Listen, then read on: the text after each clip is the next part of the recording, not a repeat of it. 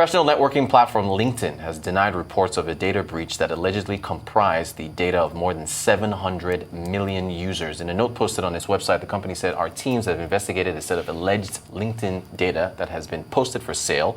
I want to be clear that this is not a data breach and no private LinkedIn member data was exposed. However, questions still remain, and we're going to be throwing some of those questions to Favor Oguniari, who is an analyst with Financial Derivatives Company Limited. Favor, you're very welcome.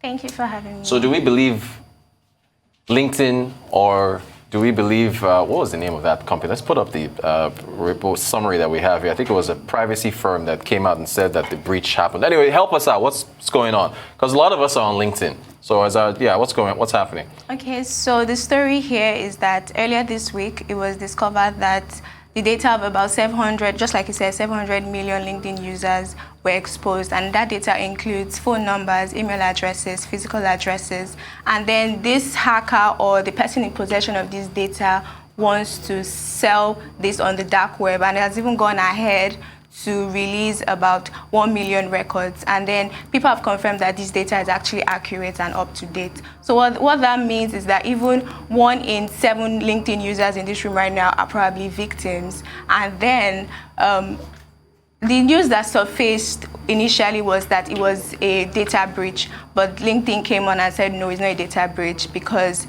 the data of private LinkedIn users were not exposed and it was data scrap. But then this is not the first time it's happening. It happened sometime in April, and it wasn't just LinkedIn. We saw likes of Facebook and Clubhouse also being affected by this as well. What's the difference between a breach and data scrapping or scraping? What's help us data out. breach is well, that's pretty obvious. But go ahead. Go ahead. Data breach is an unauthorized access to data, and this data most times are confidential. So my financial records, my credit card details, and my passwords, and all of that. And but with data scraping is using a software to download public information. But then the thing is, what really defines if it's a positive one or a negative one is in whose hands this data lands in. So because we have data analysts who need data in order to get insights on like customers' behavior, trends, and what's going on in that space. And that has helped with content creation, business intelligence, and even marketing research. But then when it falls into the wrong hands, like in hands of hackers or people with malicious intent, the consequence is almost is going to be harmful at the end of the day. And I guess that's the reason why LinkedIn concluded that what happened wasn't a data breach, because they claimed that the data of personal LinkedIn users were not exposed. So I guess that's the difference there. Okay, so we've covered a lot of hacks on the show. The East Coast US pipeline, you've already mentioned, what were the other ones? Facebook and Clubhouse. And Clubhouse, thanks. Yeah. So, what's the takeaway, right? Is it that cybercrime is still front and center when it comes to online activity? I mean, yes, it is. And whether it's data breach or data scrapping, at the end of the day, we individuals we should take steps to actually protect the data that we have or we put out there. And even because these hackers who are in possession of things like this the consequences will be identity theft and even password cracking and all of that. So companies who have consumer data should, protect it by through the use of firewalls, encryption, and even individuals should change their passwords frequently, should utilize privacy settings on these platforms, and they should also manage the kind of information they have out there. I think that way we're able to safeguard our data in a balanced way. Fantastic, thanks. So let's move from LinkedIn over to Facebook. Well, I really enjoy what's going on here, or rather, I think it's interesting. The local parlance, Sabee. What are they trying? What are they trying to do here? That's Facebook now. We're moving to Facebook. Yeah. We know that Nigeria's education system has faced many challenges, and one of them is the lack of inadequate teachers. And then so there is this gap between the lecturers that we have, between the teachers that we have and the students, because there are about 50 million learners out there and only 2 million are, and then we also have just 2 million teachers in the country. So what Facebook is trying to do is to develop an app called Sabee by, bridging that gap and between the students and the teachers, and then improve online education in Nigeria and its accessibility.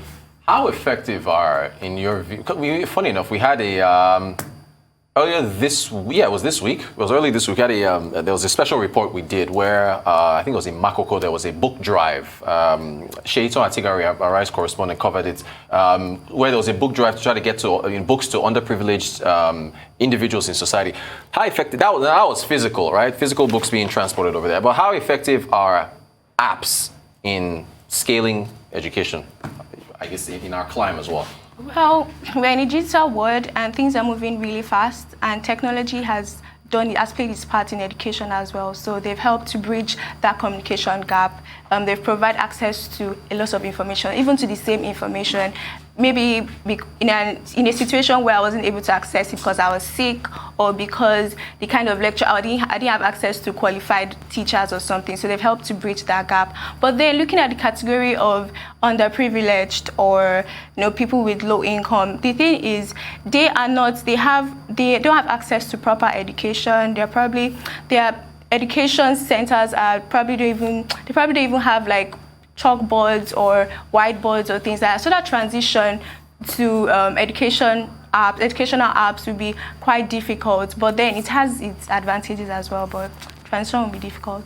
Right, because of, what about access? Smartphones? Exactly. Right. So the power to charge the smartphones, internet, electricity and all of that is going to play a big part in it. Fantastic. All right, let's quickly go to Ghana. What do you make of Ghana's made the news now, I think twice. It's the second time Ghana's making the news. The first time was the assembly plants that Nana Akufo-Addo commissioned. I think it was a Toyota plant. But what do you make of the digital census? 1981. Was it last time, right? No. So from 1981. No, they started. I'm sorry. Go ahead. So from 1981, the country has been conducting census every 10 years, and so the last one was in 2010, and based on the 10 years gap thing, the next one was meant to be last year, 2020, but then the whole COVID-19 pandemic and all of that. So that's why they're having it now. It's just that it's a little bit different. It's digital this time around. And the reason why they're doing that is because they want to get the exact amount of Ghanaians in the country, and in order to develop and improve the informal sector, and also the government has been trying to disburse identity cards to their citizens. So that's one way they're trying to achieve that as well. When we say digital census, I mean, I'm going to make 2 minutes to go. What is it? The platforms through which that will be used to collect the census data. Is that it? Is that what we're essentially looking at? Instead of taking a paper and pen and saying, favor how many people are in your household and this and that, it's the medium. Is that it? Is that what we're talking about? So basically, we're going to be using digital devices like computer-assisted, I think, personal interviewing devices, where someone they go from community to community, getting information, and then inputting those information into a tablet. So it's being captured electronically, and that way they're able to capture all that they need to capture, and there is no loss of data anywhere, and they're able to just get the information they need, the accurate information they need. So I want to ask about Nigeria, but